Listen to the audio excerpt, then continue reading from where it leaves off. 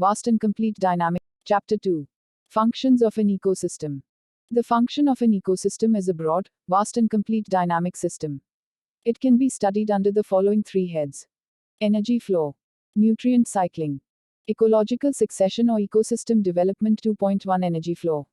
Energy is the basic force responsible for all metabolic activities. The flow of energy from producer to top consumers is called energy flow, which is unidirectional. The study of trophic level interaction in an ecosystem gives an idea about the energy flow through the ecosystem. 2.1 Trophic level interaction. Trophic level interaction deals with how the members of an ecosystem are connected based on nutritional needs. Energy flows through the trophic levels, from producers to subsequent trophic levels. This energy always flows from lower to higher trophic level. It never flows in the reverse direction, that is, from carnivores to herbivores to producers. There is a loss of some energy in the form of unusable heat at each trophic level, so that energy level decreases from the first trophic level upwards. As a result, there are usually 4 or 5 trophic levels and seldom more than 6, as beyond that very little energy is left to support any organism. Trophic levels are numbered according to the steps an organism is away from the source of food or energy, that is, the producer. The trophic level interaction involves 3 concepts, namely: 1. Food chain; 2. Food web; 3. Ecological pyramids.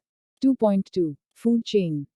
Organisms in the ecosystem are related to each other through feeding mechanism or trophic levels, i.e., one organism becomes food for the other. A sequence of organisms that feed on one another form a food chain. A food chain starts with producers and ends with top carnivores.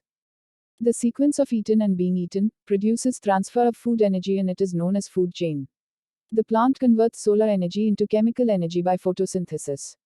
Small herbivores consume the plant matter and convert them into animal matter. These herbivores are eaten by large carnivores. 2.1 Types of food chains. In nature, 2 main types of food chains have been distinguished. Grazing food chain.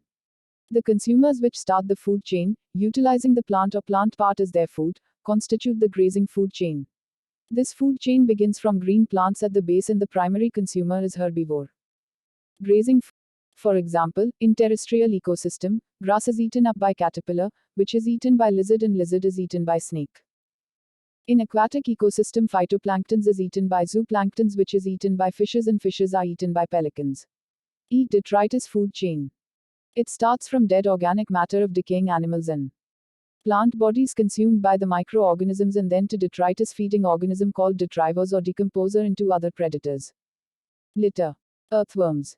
Chicken. Hawk detritus food chain. The distinction between these 2 food chains is the source of energy for the first level consumers.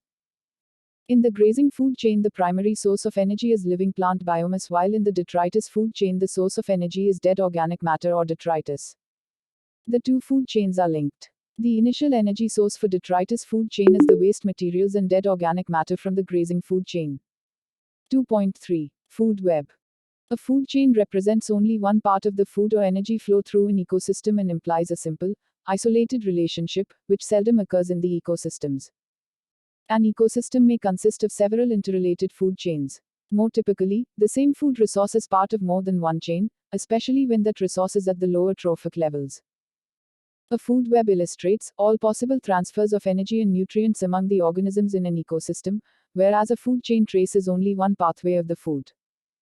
If any of the intermediate food chain is removed, the succeeding links of the chain will be affected largely. The food web provides more than one alternative for food to most of the organisms in an ecosystem, and therefore increases their chance of survival. For example, grasses may serve food for rabbit or grasshopper or goat or cow. Similarly, a herbivore may be food source for many carnivorous species. Also, food availability and preferences of food of the organisms may shift seasonally, e.g., we eat watermelon in summer and peaches in the winter. Thus, there are interconnected networks of feeding relationships that take the form of food webs. 2.4 Ecological pyramids. The steps of trophic levels expressed in a diagrammatic way are referred as ecological pyramids. The food producer forms the base of the pyramid, and the top carnivore forms the tip. Other consumer trophic levels are in between.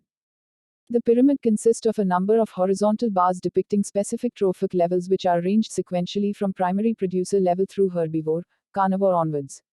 The length of each bar represents the total number of individuals at each trophic level in an ecosystem. The number, biomass, and energy of organisms gradually decrease with each step from the producer level to the consumer level, and the diagrammatic representation assumes a pyramid shape. The ecological pyramids are of three categories: 1. Pyramid of numbers, 2. Pyramid of biomass, and 3. Pyramid of energy or productivity. 241 Pyramid of numbers. This deals with the relationship between the numbers of primary producers and consumers of different levels. It is a graphic representation of the total number of individuals of different species, belonging to each trophic level in an ecosystem. Depending upon the size and biomass, the pyramid of numbers may not always be upright, and may even be completely inverted. Pyramid of numbers, upright. In this pyramid, the number of individuals is decreased from lower level to higher trophic level. This type of pyramid can be seen in grassland ecosystem. The grasses occupy the lowest trophic level because of their abundance. The next higher trophic level is primary consumer, herbivore. The individual number of grasshopper is less than that of grass. The next energy level is primary carnivore. Dot. The number of rats are less than grasshopper, because they feed on grasshopper. The next higher trophic level is secondary carnivore. They feed on rats. The next higher trophic level is the top carnivore. Dot. With each higher trophic level, the number of individual decreases. Pyramid of numbers, inverted. In this pyramid, the number of individuals is increased from lower level to higher trophic level. A count in a forest would have a small number of large producers, for e.g. few number of big trees. This is because the tree being few in number and would represent the base of the pyramid and the dependent herbivores in the next higher trophic level, and it is followed by parasites in the next trophic level. Hyperparasites being at higher trophic level represents higher in number. And the resulting pyramid is in inverted shape. A pyramid of numbers does not take into account the fact that the size of organisms being counted in each trophic level can vary.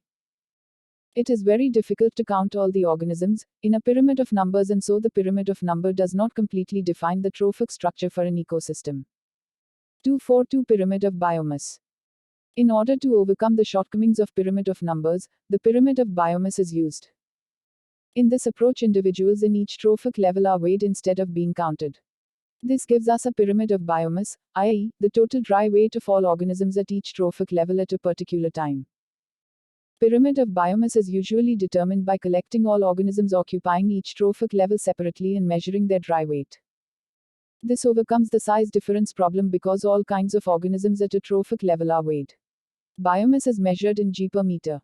Upward pyramid. Upright pyramid of biomass. For most ecosystems on land, the pyramid of biomass has a large base of primary producers with a smaller trophic level perched on top. The biomass of producers is at the maximum. The biomass of next trophic level, i.e. primary consumers, is less than the producers. The biomass of next higher trophic level, i.e. secondary consumers, is less than the primary consumers. The top, high trophic level has very less amount of biomass. Inverted pyramid. In contrast, in many aquatic ecosystems, the pyramid of biomass may assume an inverted form. This is because the producers are tiny phytoplanktons that grow and reproduce rapidly. Here, the pyramid of biomass has a small base, with the consumer biomass at any instant actually exceeding the producer biomass, and the pyramid assumes inverted shape. 243 Pyramid of energy. To compare the functional roles of the trophic levels in an ecosystem, an energy pyramid is most suitable. An energy pyramid reflects the laws of thermodynamics, with conversion of solar energy to chemical energy and heat energy at each trophic level, and with loss of energy being depicted at each transfer to another trophic level. Hence, the pyramid is always upward, with a large energy base at the bottom. Let us explain this with an example. Suppose an ecosystem receives 1000 calories of light energy in a given day. Most of the energy is not absorbed, some is reflected back to space. Of the energy absorbed, only a small portion is utilized by green plants, out of which the plant uses up some for respiration, and of the 1000 calories, therefore only 100 calories are stored as energy-rich materials. Now suppose an animal, say a deer, eats the plant containing 100 calories of food energy. The deer uses some of it for its own metabolism and stores only 10 calories as food energy. A lion that eats the deer gets an even smaller amount of energy. Thus, usable energy decreases from sunlight to producer to herbivore to carnivore. Therefore, the energy pyramid will always be upright. Energy pyramid concept helps to explain the phenomenon of biological magnification, the tendency for toxic substances to increase in concentration progressively at higher levels of the food chain. 2.5 Pollutants and trophic level pollutants, especially non-degradable ones, move through the various trophic levels in an ecosystem. Non-degradable pollutants mean materials which cannot be metabolized by the living organisms. Example, chlorinated hydrocarbons. We are concerned about these phenomena because, together, they enable even small concentrations of chemicals in the environment to find their way into organisms in high enough dosages to cause problems. Movement of these pollutants involves two main processes, I. Bioaccumulation, E. Biomagnification. 251 Bioaccumulation. It refers to how pollutants enter a food chain. In bioaccumulation, there is an increase in concentration of a pollutant from the environment to the first organism in a food chain. 2.5.2 Biomagnification. Biomagnification. Do you know? All snakes smell with their tongues.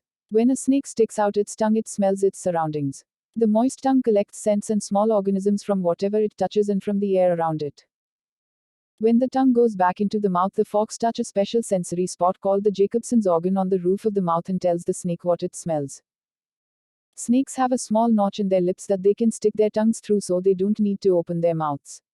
Some snakes can smell with their noses. Biomagnification refers to the tendency of pollutants to concentrate as they move from one trophic level to the next. Thus, in biomagnification, there is an increase in concentration of a pollutant from one link in a food chain to another. In order for biomagnification to occur, the pollutant must be long-lived, mobile, soluble in fats, biologically active. If a pollutant is short-lived, it will be broken down before it can become dangerous. If it is not mobile, it will stay in one place and is unlikely to be taken up by organisms. If the pollutant is soluble in water, it will be excreted by the organism. Pollutants that dissolve in fats, however, may be retained for a long time. It is traditional to measure the amount of pollutants in fatty tissues of organisms such as fish. In mammals, we often test the milk produced by females, since the milk has a lot of fat in it, are often more susceptible to damage from toxins. If a pollutant is not active biologically, it may biomagnify, but we really don't worry about it much, since it probably won't cause any problems. Examples, DDT. 2.6 Biotic interaction. Organisms living in this earth are interlinked to each other in one way or other. The interaction between the organisms is fundamental for its survival and functioning of ecosystem as a whole. Biotic interaction. No. Type 261 Types of biotic interaction. Mutualism, both species benefit. Example, in pollination mutualisms, the pollinator gets food, and the plant has its pollen transferred to other flowers for cross-fertilization. Commensalism, one species benefits, the other is unaffected. Example, cow dung provides food and shelter to dung beetles. The beetles have no effect on the cows. Competition, both species are harmed by the interaction. Example, if two species eat the same food, and there isn't enough for both may have access to less food than they would if alone. They both suffer a shortage of food. Predation and parasitism, one species benefits, the other is harmed. Example, predation, one fish kills and eats. Parasitism, tick gains benefit by sucking blood, host is harmed by losing blood. Commensalism, one species is harmed, the other is unaffected. Example, a large tree shades a small plant, retarding the growth of the small plant. The small plant has no effect on the large tree. Neutralism, there is no net benefit or harm to either species. Perhaps in some interspecific interactions, the costs and benefits experienced by each partner are exactly the same so that they sum to zero. It is not clear how often this happens in nature. Neutralism is also sometimes described as the relationship between two species inhabiting the same space and using the same resources, but that have no effect on each other. In this case, one could argue that they aren't interacting at all. 2.7 Biogeochemical cycle. The living world depends upon the energy flow and the nutrient circulation that occurs through ecosystem. Both influence the abundance of organisms, the metabolic rate at which they live, and the complexity of the ecosystem. Energy flows through ecosystems, enabling the organisms to perform various kinds of work, and this energy is ultimately lost as heat forever in terms of the usefulness of the system. On the other hand, nutrients of food matter never get used up. They can be recycled again and again indefinitely. For e.g., when we breathe, we may be inhaling several million atoms of elements that may have been inhaled by our ancestors or other organisms. Carbon, hydrogen, oxygen, nitrogen, and phosphorus as elements and compounds make up 97% of the mass of our bodies and are more than 95% of the mass of all living organisms. In addition to these, about 15 to 25 other elements are needed in some form for the survival and good health of plants and animals. These elements or mineral nutrients are always in circulation, moving from non-living to living and then back to the non-living components of the ecosystem in a more or less circular fashion. This circular fashion is known as biogeochemical cycling. 271 Nutrient cycling. The nutrient cycle is a concept that describes how nutrients move from the physical environment to the living organisms, and subsequently recycled back to the physical environment. This movement of nutrients from the environment into plants and animals and again back to the environment is essential for life, and it is the vital function of the ecology of any region. In any particular environment, to maintain its organism in a sustained manner, the nutrient cycle must be kept balanced and stable. Nutrient cycling is typically studied in terms of specific nutrients, with each nutrient in an environment having its own particular pattern of cycling. Among the most important nutrient cycles are the carbon nutrient cycle and the nitrogen nutrient cycle. Both of these cycles make up an essential part of the overall soil nutrient cycle. There are many other nutrient cycles that are important in ecology, including a large number of trace mineral nutrient cycles. Nutrient cycling. Types of nutrient cycle. Based on the replacement period, a nutrient cycle is referred to as perfect or imperfect cycle. A perfect nutrient cycle is one in which nutrients are replaced as fast as they are utilized. Most gaseous cycles are generally considered as perfect cycles. In contrast, sedimentary cycles are considered relatively imperfect, as some nutrients are lost from the cycle and get locked into sediments and so become unavailable for immediate cycling. Based on the nature of the reservoir, there are two types of cycles, namely gaseous and sedimentary cycle. Gaseous cycle, where the reservoir is the atmosphere or the hydrosphere, and sedimentary cycle, where the reservoir is the Earth's crust. Do you know? 272 gaseous cycles. Let us first study some of the most important gaseous cycles, namely water, carbon and nitrogen. Water cycle. Water is an important ecological factor, determines the structure and function of the ecosystem. Cycling of all other nutrients is also dependent upon water, as it provides their transportation during the various steps. It acts as a solvent medium for their uptake of nutrients by organisms. The hydrologic cycle is the continuous circulation of water in the Earth atmosphere system, which is driven by solar energy. Water on our planet is stored in major reservoirs like atmosphere, oceans, lakes, rivers, soils, glaciers, snowfields, and groundwater. Water moves from one reservoir to another by the processes of evaporation, transpiration, condensation, precipitation, deposition, runoff, infiltration, and groundwater flow. Water cycle. The carbon cycle. Carbon is a minor constituent of the atmosphere as compared to oxygen and nitrogen. However, without carbon dioxide, life could not exist, because it is vital for the production of carbohydrates through photosynthesis by plants. It is the element that anchors all organic substances from coal and oil to DNA. Carbon cycle. Carbon is present in the atmosphere, mainly in the form of carbon dioxide. Carbon cycle involves a continuous exchange of carbon between the atmosphere and organisms. Carbon from the atmosphere moves to green plants by the process of photosynthesis, and then to animals. By process of respiration and decomposition of dead organic matter, it returns back to atmosphere. It is usually a short-term cycle. Some carbon also enters a long-term cycle. It accumulates as undecomposed organic matter in the peaty layers of marshy soil or as insoluble carbonates in bottom sediments of aquatic systems, which take a long time to be released. In deep oceans, such carbon can remain buried for millions of years till geological movement may lift these rocks above sea level. These rocks may be exposed to erosion, releasing their carbon dioxide, carbonates and bicarbonates into streams and rivers. Fossil fuels such as coals, oil and natural gas etc. are organic compounds that were buried before they could be decomposed and were subsequently transformed by time and geological processes into fossil fuels.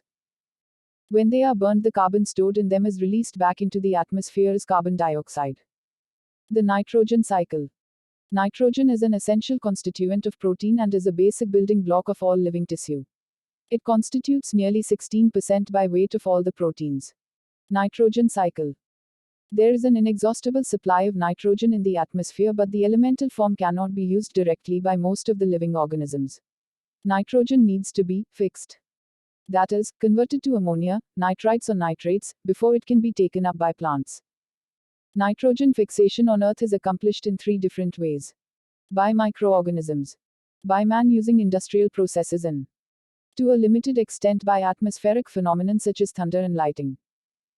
The amount of nitrogen fixed by man through industrial process has far exceeded the amount fixed by the natural cycle. As a result, nitrogen has become a pollutant which can disrupt the balance of nitrogen. It may lead to acid rain, eutrophication, and harmful algal blooms. Certain microorganisms are capable of fixing atmospheric nitrogen into ammonium ions. These include free-living nitrifying bacteria and symbiotic nitrifying bacteria living in association with leguminous plants and symbiotic bacteria living in non-leguminous root nodule plants as well as blue-green algae. Ammonium ions can be directly taken up as a source of nitrogen by some plants, or are oxidized to nitrites or nitrates by two groups of specialized bacteria. Nitrosomonas bacteria promote transformation of ammonia into nitrite. Nitrite is then further transformed into nitrate by the bacteria Nitrobacter. The nitrates synthesized by bacteria in the soil are taken up by plants and converted into amino acids, which are the building blocks of proteins. These then go through higher trophic levels of the ecosystem. During excretion and upon the death of all organisms, nitrogen is returned to the soil in the form of ammonia.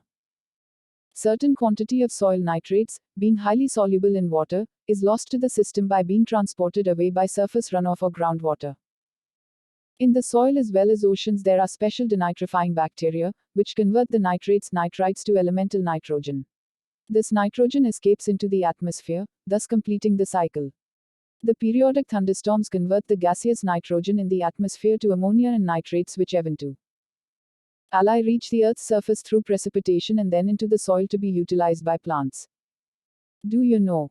Pythons are constrictors, which mean that they will squeeze the life out of their prey.